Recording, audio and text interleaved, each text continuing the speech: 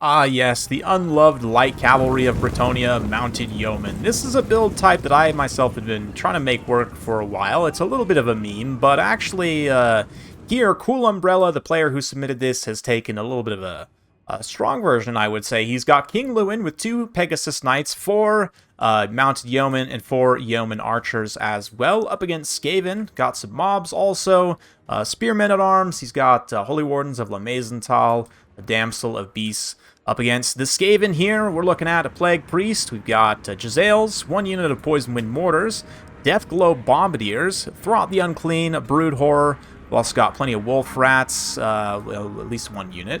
Wolf Rats, some Clan Rat Spears in the back, and Night Runners.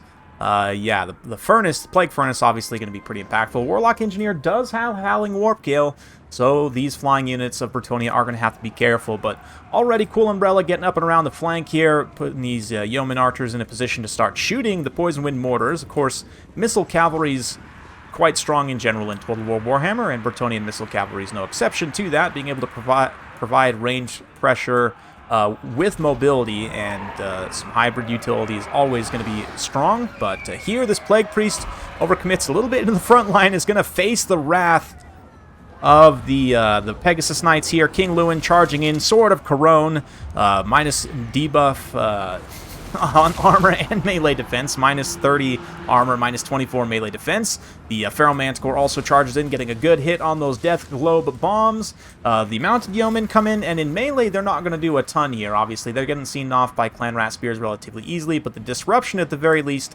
does allow the Yeomen to get some nice concentrated fire on Throt there. And meanwhile, in the front line, mobs are being broken, no surprises there, but so far the damage has been pretty real. I mean, the mortars definitely landing shots, getting some good value on the Pegasus Knights.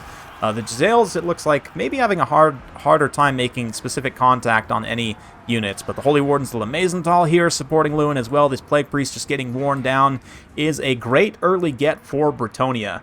A lot of these Clan Rat, Skaven Slaves, other units also. Leadership's not doing amazing, so the Mounted Yeoman, of course, can be used to great effect here to chase routing units off the field. But the terror is definitely very real here in the center for the Brood Horrors. The Pegasus Knights being so squishy does come back to bite them as they're routed off along with some more Yeomen there. We've got some Foot Squires coming in the side door here with steel chairs. A Scroll of Shielding on King Lewin as he tries to go for the finish on the Plague Priest. Should be able to get that down. Summoned Clan Rats, or sorry, Plague Monks on those Holy Wardens. They're going to be able to cut them down pretty quickly, but still. Also, the Rat Ogre summon, it looks like, as well, was used to try and bail out the Plague Priest, but unfortunately, he is going to go down. Brood Horror is a little bit late to the party there. Meanwhile, the Saga of the Yeomen, they're continuing to disrupt and just keep occupied a huge number of these Clan Rat, Skaven Slave Spears, and even still leaving some lanes open for this Yeoman to get back and get on those Giselles, perhaps. Looks like they might have dropped their attack order there, but that's just fine. We've got these guys, again, just leading rats on a wild goose chase, wild horse chase, if you will. Pegasus Knights moving in to try and finish off the Plague Priest. But Yeomen getting in, mixing it up. They finally did get the attack order on the Giselles, forcing them away. And even if they go down here, just the disruption, not allowing those Giselles to fire at high-value units. And then the Pegasus Knights can come in and actually get a pretty impactful charge that will deal significant damage and probably break the unit there. Yeah, you can see the Giselles going down, no problem. So Throt the Unclean gets matched up against Lewin, and this is infantry support-wise, the advantage is clearly in Bretonnia's favor. I mean, there is another Brood Horror here, obviously, which is going to even out the single entity fight a little bit, but you've got the Beast Slayers of Bastion in here, definitely ready to slay whatever kind of foul beast this is. King Lewin also providing that Sword of Corone melee defense debuff means the already not great melee defense of those Brood Horrors is going to be very, very low.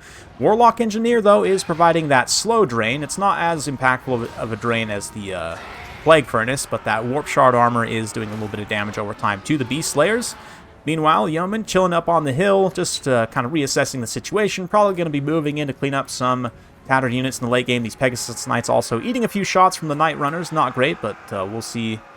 Perhaps they're going to move in and actually charge out those Night Runners. But a big part of this comes down to Lewin versus the Brood Horrors, so I want to keep my focus here as he kind of duels these two. Normally, single entity combat, 2v1 wins, but in this situation, the infantry support is clearly in Bretonnia's favor, and not to mention, Lewin being such a strong single entity here. The Pegasus Knights also supporting. It's not, you know, some other variables to consider in this situation rather than just, you know, raw single entity numbers. Not to mention, Bretonnia does get another single entity summon here with the Feral Manticore ready to jump in and help Lewin wherever he needs to. Manages to catch Throt all the way over here. You can see the Yeomen had been cleaning up those Death Glow bombs. Even just the leadership damage of a volley and then a quick charge is enough to break a lot of these low leadership Skaven units. So the Yeomen cleaning up in the late game here. Meanwhile, the other Brood Horror gets a little bit singled out by the Manticore here. Beast Slayers again, and Spears in a great position to try and support. Lewin's got to be careful, though.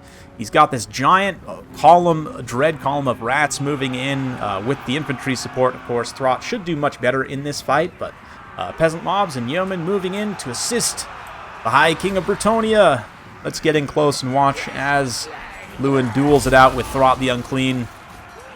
Yeomen definitely suffering against Clan Rat and even Skaven Slave Spears, but at the same time, they just provide some extra bodies in here, some extra attack from the rear and side penalties. Even if they don't stick around for very long, they might have helped. Anyway, Lewin does have to pull away, though. He's taking too much damage, and the poison and the speed of Throt means that Throt will probably be able to keep up on the ground, so very important having these light cavalry be able to come and screen out. Does look like Lewin was able to get back up into the air anyway, but still, charging in to disrupt these Night Runners. Quick pull out of there.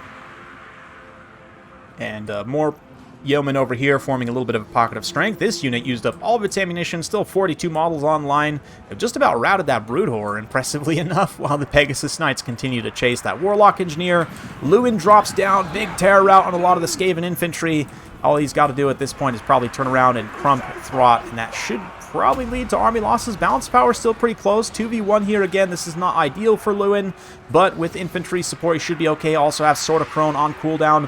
One of the Brood Horrors also routes due to a little bit of incidental Yeoman fire in the back. A couple of big hits on Throt leads to him routing as well, and just like that, Bretonnia's got this one pretty well wrapped up.